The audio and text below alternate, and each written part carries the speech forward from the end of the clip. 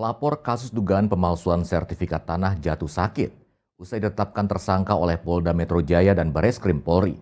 Kasus tersebut bermula dari saling klaim sertifikat hak guna bangunan atas bidang tanah di Tambora, Jakarta Barat. SR pelapor dugaan pemalsuan sertifikat tanah yang bersengketa di Tambora, Jakarta Barat jatuh sakit setelah mendapat kabar dirinya ditetapkan sebagai tersangka dalam kasus dugaan pemalsuan sertifikat tanah. Kuasa hukum pelapor, Yuspan Zaluku mendatangi kantor Lembaga Perlindungan Saksi dan Korban atau LPSK.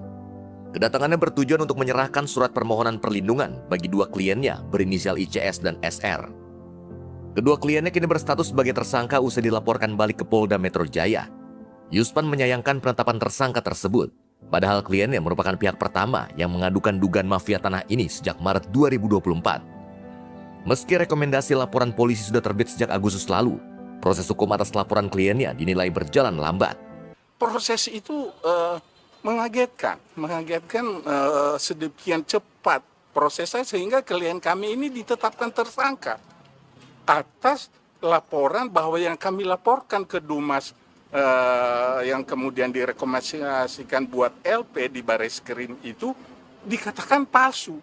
Ya padahal temuannya sudah jelas sesuai yang kami laporkan.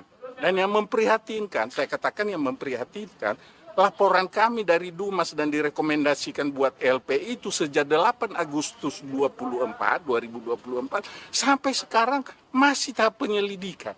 Padahal menurut kami, apa yang menjadi temuan penyelidik Satgas Anti Mafia Tanah itu sudah bisa ditingkatkan ke penyidikan, bahkan penetapan tersangka.